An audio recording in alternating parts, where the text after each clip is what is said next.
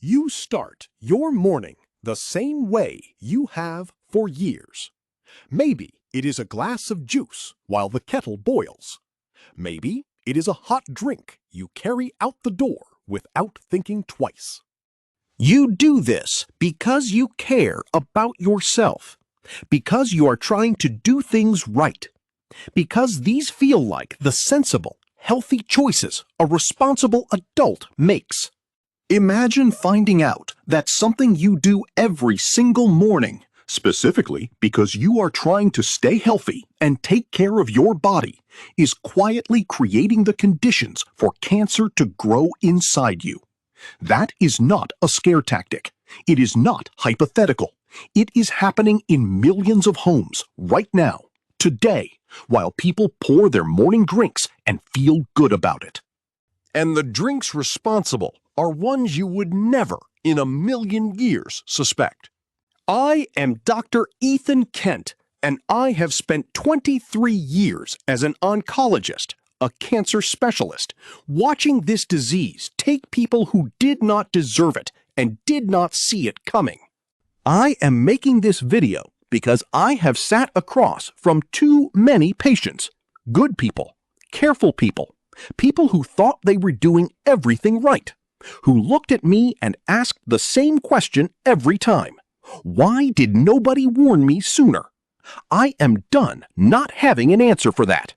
Globally, cancer will be diagnosed in roughly 1 in 2 men and 1 in 3 women at some point in their lives. And a significant number of those cases are connected to everyday habits that nobody ever flags as dangerous. That number is why the next few minutes matter.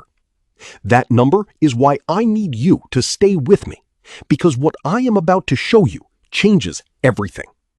Before I name a single drink, I need you to understand something about your body that most people never get told. Because without this, everything that follows will not hit the way it needs to. Your liver and the lining of your gut are the 2 parts of your body that take the biggest hit from what you drink every day. And here is the thing about both of them. They do not complain. They do not send you a signal. They do not wake you up at night with a warning. You cannot feel your liver struggling. You cannot feel your gut lining breaking down cell by cell. These organs work in complete silence, and they will keep working in silence long after the damage has already begun. By the time most people feel their first real symptom, the kind that sends them to a doctor, the cellular damage has typically been building for 10 to 20 years. Read that again. 10 to 20 years of harm, happening quietly while life goes on as normal, while you pour your morning drink and feel absolutely fine. This is what makes certain cancers so devastating. It is not that they appear suddenly. It is that they were growing slowly, in silence, for a very long time before anyone knew to look. And by the time the body finally speaks up, the options on the table are so much harder and so much fewer. I am not telling you this to frighten you. I am telling you this because it changes how you think about prevention. Prevention is not simply the best strategy when it comes to these particular cancers. It is the only strategy that consistently works. And prevention starts with knowing what you are drinking every single day, which is exactly what comes next. Now, before I name the drinks, I want to show you what is actually happening inside your body when you consume them. Because what follows is not fear-mongering, it is biochemistry. And once you understand the mechanism, you will never be able to unsee it. Here is what is going on at the cellular level. When certain substances enter your body through what you drink, they trigger a chemical process that produces compounds your cells were never designed to handle. 2 of these compounds are particularly important for you to know about. The first is called acetaldehyde. When your body breaks down alcohol, any alcohol, acetaldehyde is one of the main things it produces in the process. This compound does not pass through your body harmlessly. It gets into your cells and directly damages your DNA. It interferes with your cell's ability to repair itself. And damaged cells that cannot repair themselves properly are exactly the kind of environment where cancer begins to develop. The second group of compounds are called advanced glycation end products, sometimes shortened to AGEs. These form when certain sugars and proteins are processed together under heat, which is exactly what happens during the manufacture of many popular commercial drinks. A related compound, acrylamide, forms through a very similar process. Both have been shown in peer-reviewed research to drive inflammation and oxidative stress inside the body, two conditions that are strongly linked to cellular damage over time. The International Agency for Research on Cancer, which is the world's leading body for cancer classification, has reviewed the evidence on both acetaldehyde and acrylamide extensively. Their findings are not ambiguous. The science connecting these compounds to cancer risk is documented, peer-reviewed, and serious.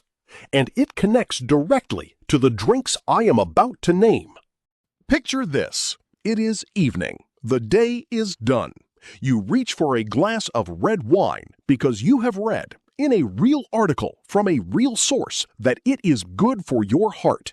There is a compound in red wine called resveratrol, and the research on its benefits is genuine. You are not making this up. You are not being foolish. You are trying to make a smart choice. Here is what most people do not know. The resveratrol benefit is real, but the amount you would need to drink to get a meaningful dose of it would cause catastrophic damage long before the resveratrol did anything useful. And that damage begins the moment alcohol enters your liver. When your body breaks down alcohol, the first major compound it produces is acetaldehyde, the same compound we talked about in the last section. In the liver, in the lining of your mouth, your throat, and your esophagus, acetaldehyde gets directly into your cells and damages the DNA inside them. It disrupts the repair process that normally keeps those cells healthy and stable. The International Agency for Research on Cancer classifies alcohol as a Group 1 carcinogen. That is their highest category. It means the evidence that alcohol causes cancer in humans is conclusive. And the consequence is not reserved for heavy drinkers. Research shows that even one drink per day raises a woman's breast cancer risk by 7 to 10%. Picture the breakfast table. There is a glass of orange juice sitting right there, catching the morning light. It is practically a symbol of doing things right. You have been pouring it for years, for yourself, for your family, because it has vitamins, because it is natural, because it is fruit. What could possibly be wrong with fruit? Here is what most people do not know. The vitamins are real. Nobody is disputing that. But when you squeeze a fruit and remove the fiber, something important is lost, and it is not just texture. The fiber in whole fruit is the mechanism your body uses to slow down how quickly it absorbs the sugar inside. Remove the fiber, and that natural sugar, called fructose, floods into your system far faster than your body was designed to handle it.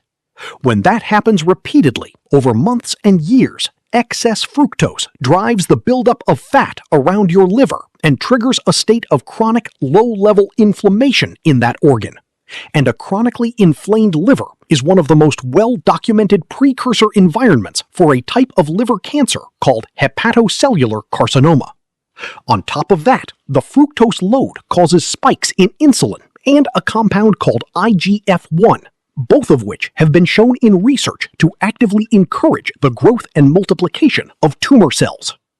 Multiple large cohort studies, studies that followed thousands of people over many years, have linked daily juice consumption to elevated risk of colorectal and liver cancer. And here is the part I want you to sit with for a moment. You have probably been giving this to your children too, every single morning, believing you were doing something good for them. Eat the whole fruit instead.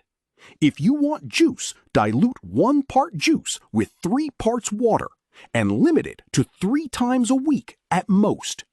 I want to pause here for just a moment before we get to the next 2 drinks. You have already learned 2 things in this video that most doctors never get around to telling their patients in a consultation room. Not because the information is secret, not because it is disputed, simply because there is never enough time and these conversations are hard to have. You came here and you stayed, and that matters. But here is what I have noticed after making videos like this one for a long time.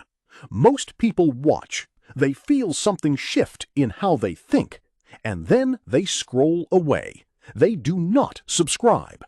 And then a week later, they cannot remember where they saw it or who said it, and the moment is gone. And by the time I finish explaining the mechanism behind it, I think you will understand why that confidence is misplaced. If this video is already changing the way you think about what you drink every day, tap subscribe now. It takes 1 second. If you do not, you will most likely forget this channel exists, and you will miss what comes next. And what comes next is more counterintuitive than anything we have covered so far. The 3rd drink is waiting, and I promise you, you did not see this one coming. Picture lunchtime. The meal is done, and you reach for something cold and fizzy. Maybe it is a can, maybe it is a bottle. And in the back of your mind, there is a quiet reassurance. I do not drink that much of it. Just one with lunch. Hardly every day. It is not like I am drinking it constantly. Here is what most people do not know. The amount feels small because you are comparing it to heavy consumption. But your gut lining and your liver are not making that comparison. They are simply responding to what arrives. And if you switched to the diet version, thinking that was the smarter move, I understand why. It feels logical, but artificially sweetened sodas are not automatically safer, and the research is starting to make that very clear. Here is what is happening inside your body.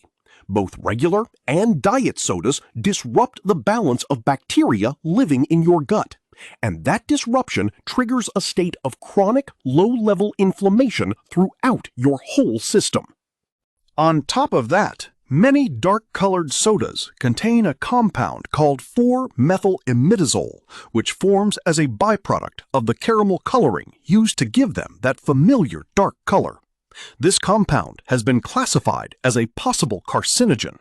And in sugar-sweetened versions, the excess sugar drives insulin resistance over time, which raises circulating levels of IGF-1, the same growth-promoting compound we discussed earlier that encourages tumor cells to multiply. Large prospective studies, the most reliable kind, have linked regular soda consumption to increased risk of pancreatic and colorectal cancers.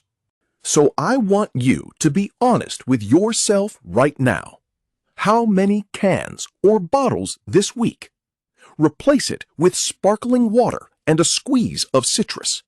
If you need sweetness, a small amount of raw honey in still water.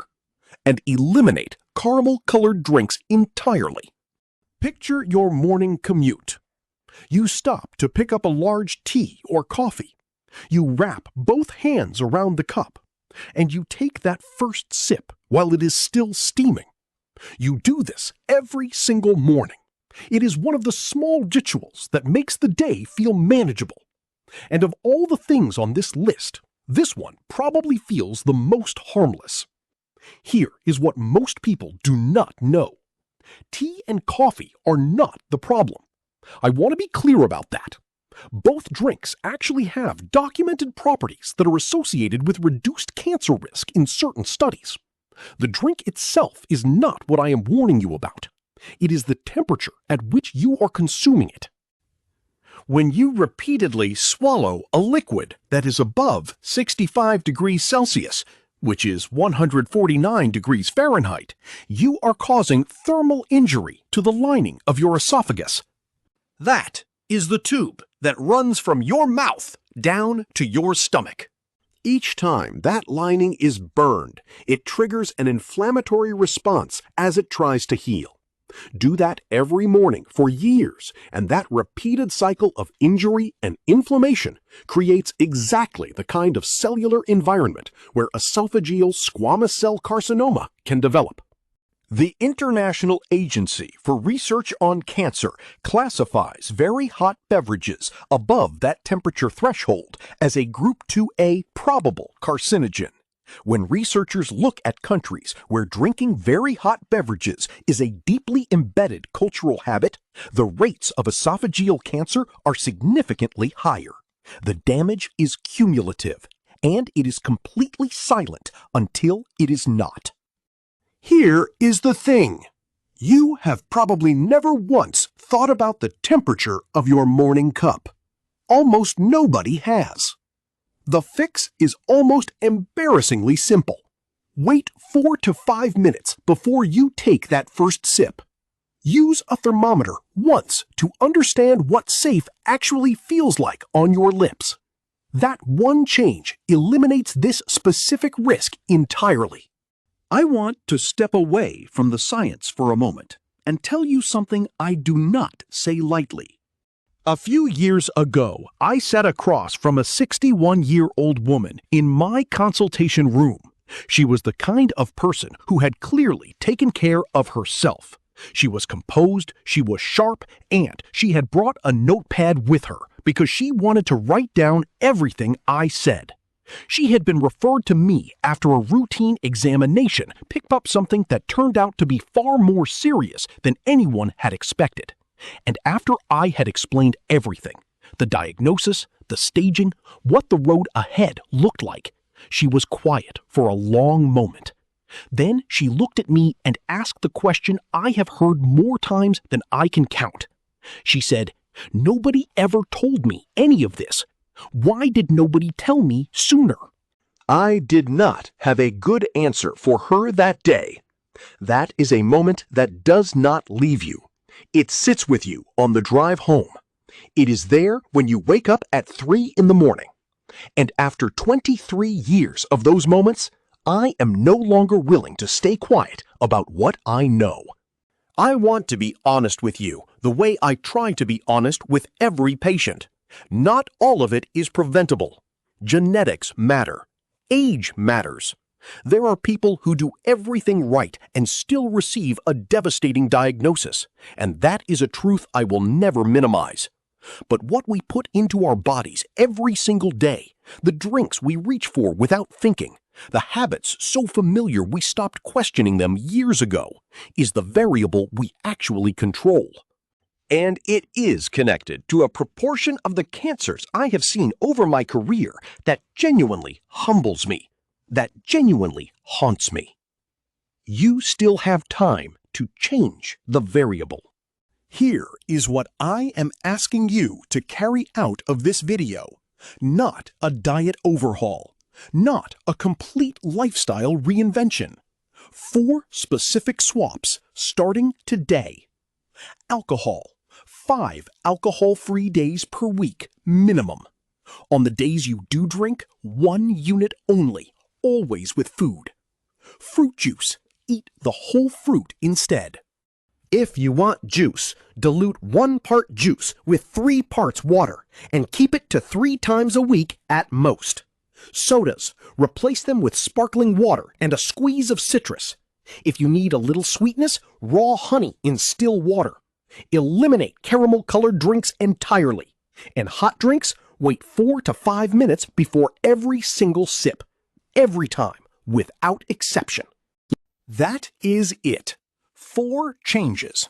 Nothing extreme, nothing that requires you to overhaul who you are or how you live. And if you have been drinking some of these things for decades, I need you to hear this clearly. It is not too late. Inflammation in the body is not permanent. It responds to change. And think of one specific person right now, your mother, your partner, your closest friend, someone who pours juice every morning and never lets their coffee cool. Send this to them, not tomorrow, right now. That might be the most useful thing you do for someone you love today. Everything covered in this video is based on published oncology research and IARC classifications. This is educational information, not personal medical advice for your individual situation. Please speak with your own physician about your specific health history.